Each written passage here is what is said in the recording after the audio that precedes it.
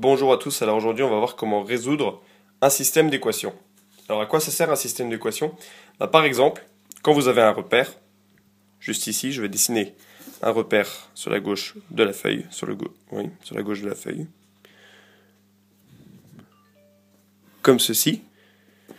Je vous trace un repère orthonormé, comme ceci, qu'on va appeler O, I, J, et je vais tracer de droite, comme ceci.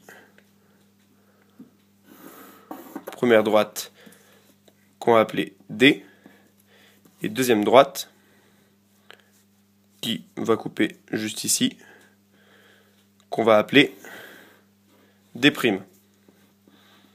Donc voilà, on va appeler K le point d'intersection. Un système d'équations, ça sert à trouver le point d'intersection entre deux droites, dans un même repère. Donc, trouver le point K. Alors pour ceci, il faut les équations des droites. Donc on va prendre par exemple D' d'équation, droite D' d'équation x moins 2y plus 3 égale 0. Et la droite D juste ici, d'équation 3x plus y moins 4 égale 0. Comme ceci. Donc voilà, on a les droites d'équation. Et maintenant, il va falloir trouver le point K juste ici. Alors pour trouver le point K, c'est pas compliqué. Il vous suffit de résoudre un système d'équations. C'est pour ça que je fais cette vidéo, pour montrer comment résoudre un système d'équations. Alors pour cela, on commence par faire une accolade, comme ceci. Voilà. Alors j'ai déjà un petit truc sous la feuille. Voilà, comme ceci. Donc, après avoir fait cela, on va mettre les deux équations dans l'accolade. Donc ça fait x moins 2y plus 3 égale 0 et 3x plus y moins 4 égale 0.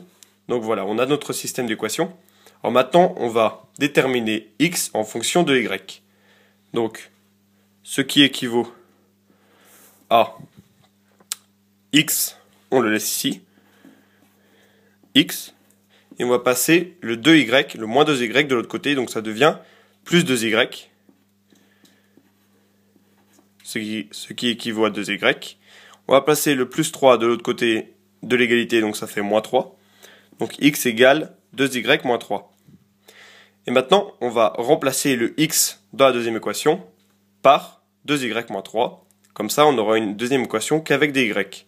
Donc ça fait 3, on remplace le x, facteur de 2y moins 3, plus y moins 4, égale 0.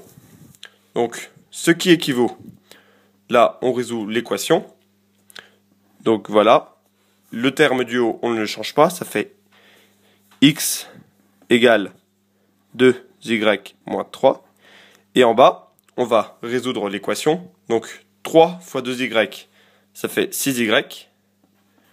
3 fois 2, 6. 3 fois moins 3, ça fait moins 9. Alors 6y moins 9. Et là, plus y moins 4.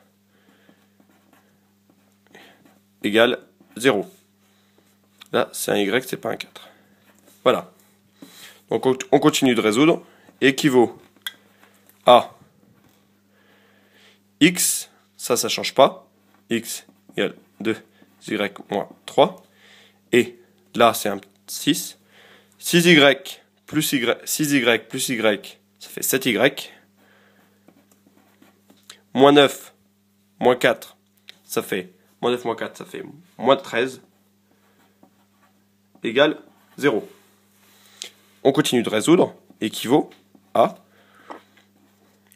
x égale 2y moins 3, ça change pas.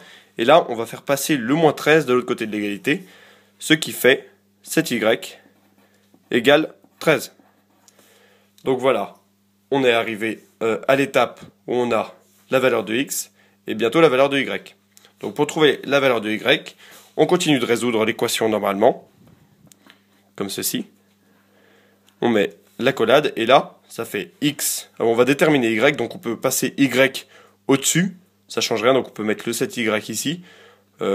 Passer l'équation là et inverser l'ordre des deux équations, ça ne change pas.